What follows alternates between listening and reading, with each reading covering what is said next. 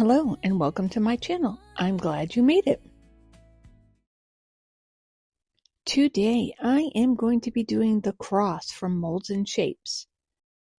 I will be doing this in multiple layers, so it's going to take me a few days to get it done and put together. My first layer, I have some Bond Crafter mixed up and I'm using some crushed crystal, and I'm going to put that into my resin and get that mixed up. I just need the tiniest bit of crushed crystal, so I'm going to get just a little on my stick. Don't need much more than that because a little does go a long way. And I have 80 milliliters of resin mixed up, which is way too much for this little section that I'm doing. So I will put the leftover into something else. All right, now that that is all mixed up, I will get that poured into there, and I cannot spray my mold with isopropyl alcohol. So I am going to have to pour this in there and go around and search for bubbles, make sure there are no bubbles along those outside edges. It is just a regular cross shape here in this first layer. I'm going to put a little bit down and then go around the edges with my silicone tool. Try to coax out any little bubbles that might be hiding in there around the edges. I do see a couple around those edges that I'm going to try to pull out and get them into the middle. I cannot spray this with alcohol, like I said, and you can't use a heat gun or a long neck lighter on this mold. So I'm going to have to let them pop on their own, and if they don't, I will pop them myself using one of my tools. Just get them out where I can see them. I'm going to spin it around so I can check from a different angle. I will just put this on a little bit of a fast forward to get through this because I did spend quite a bit of time making sure there was no bubbles in those edges. I also don't have this filled up to the edge of that inner cross because I am going to be putting some cogs. I'm steampunking the middle layer there. So I left some room so I could get my cogs down into there. And I have some pulled out. And I am going to put them into just a little bit of isopropyl alcohol, just so bubbles aren't sticking to the underneath side of them as I'm laying them down. I won't be able to see it, so I'm hoping that this will work. I'm just going to dunk those gears into this little medicine cup and put them down and hope for the best.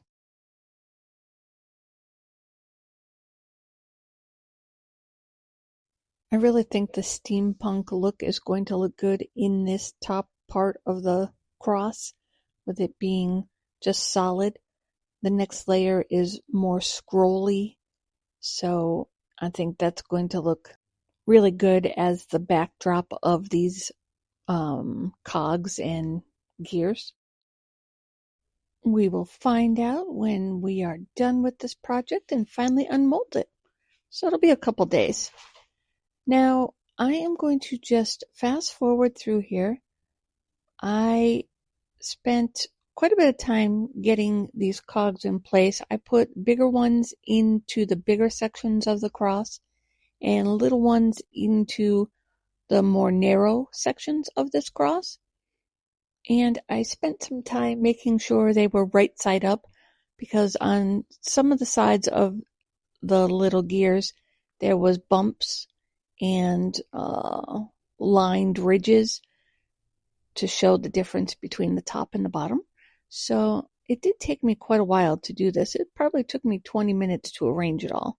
So I'm not going to spend 20 minutes of video doing that. I will just fast forward and get these all placed down in this cross.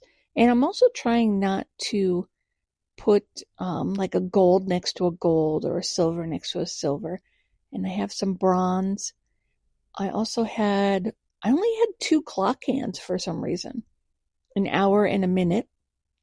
So I am doing that as well in there. I had some super tiny little gears as well, but I think those are just for jewelry because they're really, really microscopic. So I didn't think they would look good in this piece. I'll use them for something else. I wanted to keep these relatively the same size. And I had some keys as well that probably would have went well in here, but I don't know. I just kept it all gears. So I put that aside for the night and it is cured. And now I am going to do the next layer. And because this is the scrolly section, I wanted it to be black. I'm hoping it kind of looks like a wrought iron kind of look. That's the vibe it gave me because of all the scroll work. So hopefully that is what comes out. I will get this all mixed up and I'm going to add just a little bit of glitter to it just to give it a little bit of a shine in that clear section that comes through. Hopefully that wasn't a mistake. I don't know. We'll find out. It's all an experiment. Everything I do is an experiment. If I mess this up horribly, you know not to do it. I am going to try to guide this down with my silicone tool. Some of these little scrolly parts are very narrow. I don't want to use anything pointy down in there. Some of these spots actually probably could use a toothpick size width, but I can't use that because I will ruin my mold. So I'm just going to keep trying to pull it down in there. See if I can get it to go into these spots. Now, I just removed a popsicle stick that was propping up my mold from when I did the clear layer. I have noticed that this mold, my mold, is not level. So I took the stick out, not even thinking about it, and it turned into a disaster. I will end up with my resin flowing everywhere, up at the top, overflowing, and it's probably why I cannot get it to come down into these bottom scrolls, because it is just much higher up at the top. No, much lower up at the top. Right? Lower? Yeah, lower. That's why it's running down there. So it needed to be higher up at the top to get it to come down to the bottom. And as you can see, that I haven't even noticed yet, all that black scroll has now been overtaken by the black resin flowing out over there.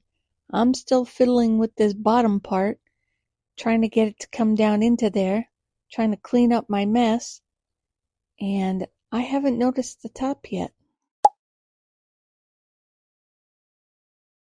Once I realize it, I go into a slight panic mode and turn my camera off and then start cleaning and scooping all that resin out of there.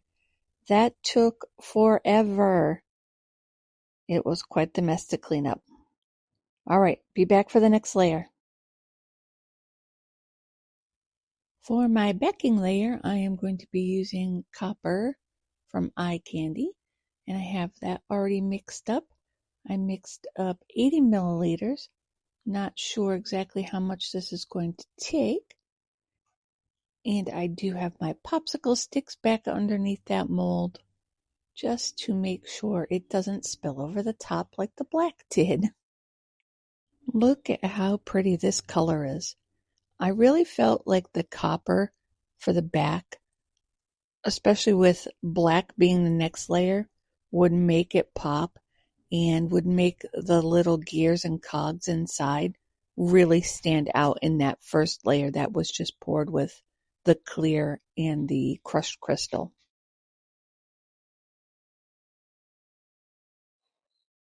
I do see that it still looks like It's pulling towards the top, and I already have 2 popsicle sticks underneath the top of this mold. So I'm going to have to stick something underneath the base of my G3. Once I tip it up, it does start to level out. So I'm going to just throw a thicker silicone stir stick underneath the top corner there. Try to make it level. And that looks better. So I will get the rest of my copper poured into this beautiful cross mold. I really love the scrolling detail in this mold.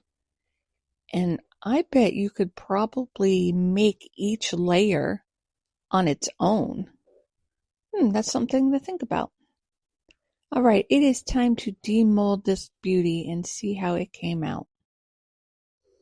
I am keeping this one for myself. I have a collection of wrought iron crosses hanging up throughout the house. I really just love the scroll work on them and how they look. So I think this will match really well. Hopefully this won't be too difficult to demold with all the fine detail in there. I want to be careful not to break any of it off. There are quite a few thin spots in there for that scroll work area of the mold. It was really hard to get some of that resin to flow down into there. I really had to work at it. So hopefully it doesn't give me too much issue demolding it. I think probably doing it upside down and just peeling it back slowly is going to be the best way to do this one. I have my gloves on in case I need to get in there and get my fingers in between the piece itself and the mold. That way my oils of my skin are not touching this mold. I want to preserve the mold for as long as I can. I have a feeling I'll be making this several more times. Yeah, it's much easier peeling it back. I'm just going really slow. This is in actual time, so you can see that I am taking my time to get each little section slowly. I'm a little bit nervous. I hope it comes out the way I envisioned it to come out. You get this thought in your head of, yeah, I can do it this way and it's going to look like this. And then womp womp. So hopefully it lives up to my expectations. All right, it is free. Let's check it out. Holy cow. Wow. Wow. I have no words. It is gorgeous. That copper really makes everything stand out. It doesn't clash. It brings out those little gears and cogs. Wow. Just run my hand over here, make sure I don't feel any of the gears popping out. This is amazing. Look at that one. That one has like a screw top head to it. The gears look good. The clock hands. I wish I had had more clock hands, but that's okay. The scroll work is beautiful. Wow. I have no words. This is beautiful. Got a little bit of copper on my mold. I'll clean that off. But geez, look at this thing. I love it. I absolutely love it. All right, what do you guys think? Not too bad, huh? This mold is amazing and it has so many possibilities. I am going to try them all. I'm obsessed. Here are a couple pictures for you.